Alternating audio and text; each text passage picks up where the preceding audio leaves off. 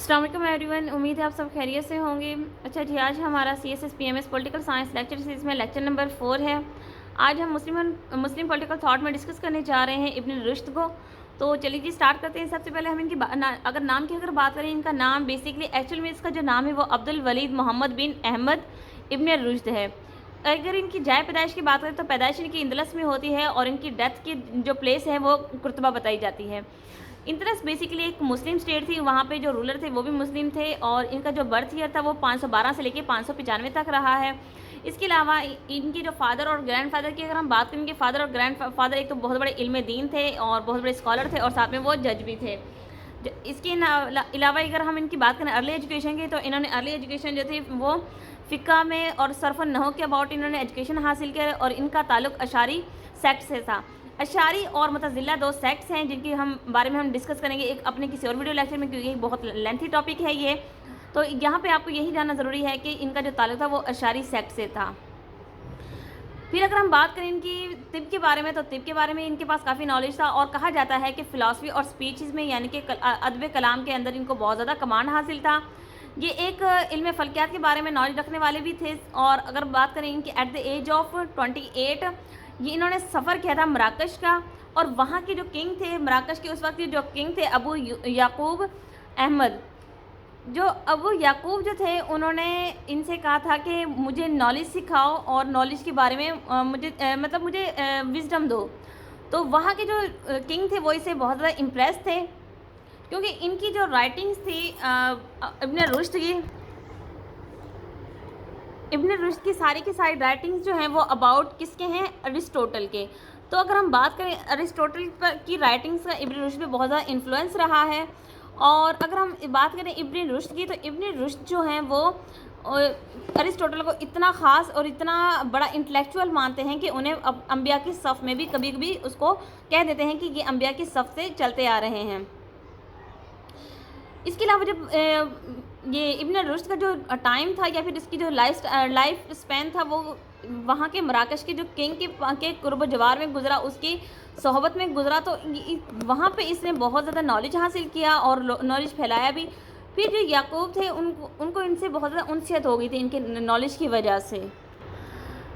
यही वजह है कि कुर्तबा और अशबीला ये दो जगहों के काजी भी रह चुके हैं। फिर with the passage of time जब इसकी कुर्बतें बादशाह के साथ बहुत ज़्यादा बढ़ गई, तो बादशाह के दरबार के जितने भी लोग थे इंक्लूडिंग हिज ऑन सन, यानी कि जो बादशाह याकूब का बेटा यूसुफ था वो भी इससे बहुत ज़्यादा जालिस होने लगा। उसने क्या किया, उसने सबसे पहले आके जब उसे हुकूमत मिली, जब वो सल्तनत का बादशाह बना, तो सबसे पहले उसने क्या किया, इब्न रुश्द को महल से निकाल दिया और जितने भी उसे ओहदे दिए गए थे वो सारे ओहदे उससे छीन लिए गए। और साथ में फतवा भी दिया, क्योंकि ये वेस्टर्न फ़िलासफ़ी को फॉलो करते थे, वेस्टर्न फ़िलासफ़र्स को फॉलो करते थे और उनकी जो बहुत ज़्यादा उनको प्रमोट करते थे और उनकी चीज़ों को ना सिर्फ उनका मुताला करते बल्कि उनको इम्पोज भी करना चाहते थे। तो इसी बेस पे यूसुफ क्या करते हैं, इसको काफिर का फतवा लगा देते हैं, यानी कि इब्न रुश्द जो है वो एक काफिर इंसान है। और फिर बाद में इसके अलावा जब वक्त गुजरता है,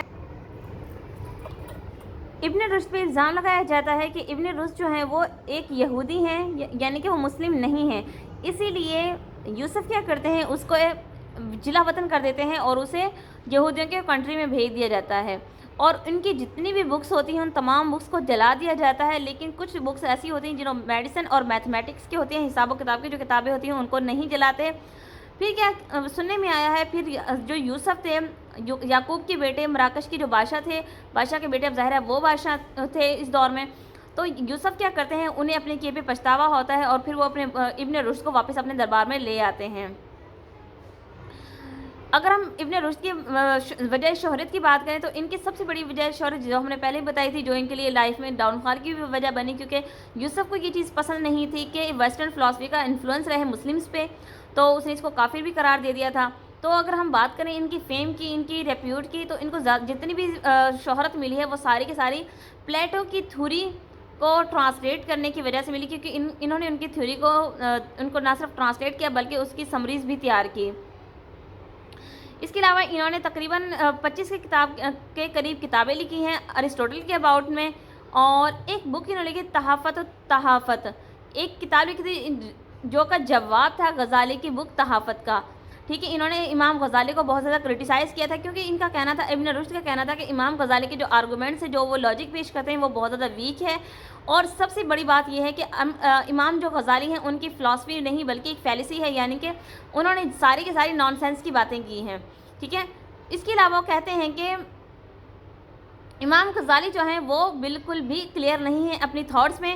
وہ جو کنسیپٹ دیتے ہیں ایک اسٹیٹ کا، اس میں وہ واضح طور پہ شریعت کو ایڈ نہیں کرتے. اس کے علاوہ ابن رشد ایک تھیوری دیتے ہیں دین کی، ان کے مذہب کی.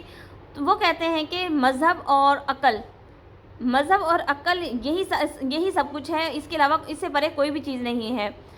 پھر وہ کہتے ہیں کہ ان دونوں چیزوں میں کوئی فرق نہیں ہے اور یہ دونوں چیزیں ہی ایکچوئل میں ایگزسٹ کرتی ہیں.